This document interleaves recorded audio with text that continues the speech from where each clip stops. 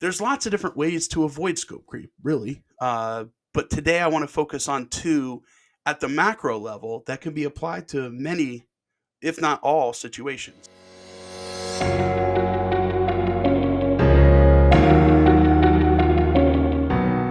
Hello, and welcome to Enter the Nebula, lucky episode 13. Today we're going to talk about scope creep. And throwing it back to our grade school days, scope creep is defined by the Project Management Institute as adding additional features or functions of a new product, requirements, or work that is not authorized beyond the agreed upon scope.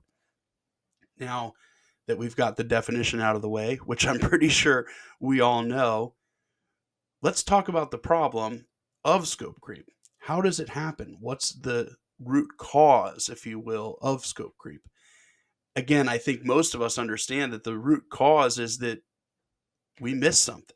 Something that's needed is not identified or wasn't solicited or wasn't thought about. How do we avoid that? And there's lots of different ways to avoid scope creep, really. But today I want to focus on two at the macro level that can be applied to many, if not all, situations. And the first is relationships. And if you've listened to or read any of the first 12 newsletters, there's a lot that goes into business that really relies on relationships. And I think that that's really the cornerstone of what we do, because we're all people trying to accomplish something, either for ourselves or for an organization or both. And if we don't take the time to understand the why and understand each other, then we're just at the surface, just trying to check boxes off. And that's when things get missed.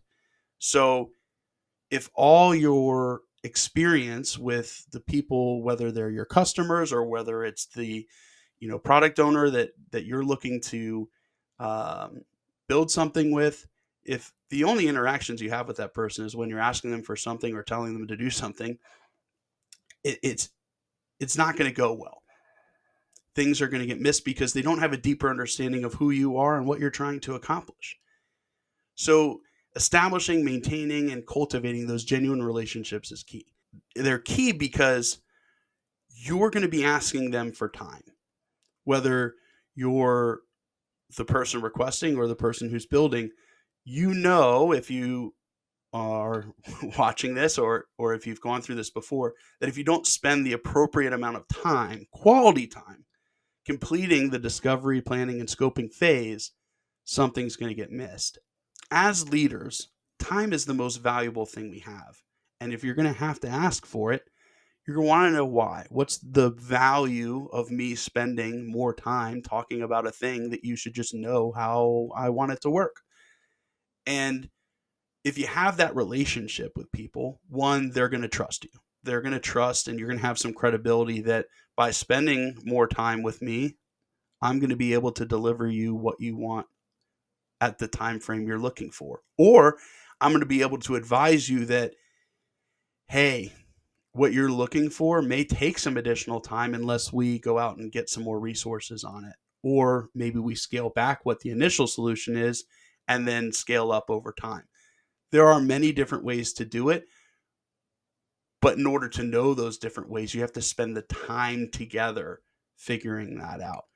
So spending quality time, having those genuine relationships is going to allow you, at least on the surface, at the macro level, be able to avoid scope creep in your initiatives moving forward. And if you can commit to that, I think you're going to find success.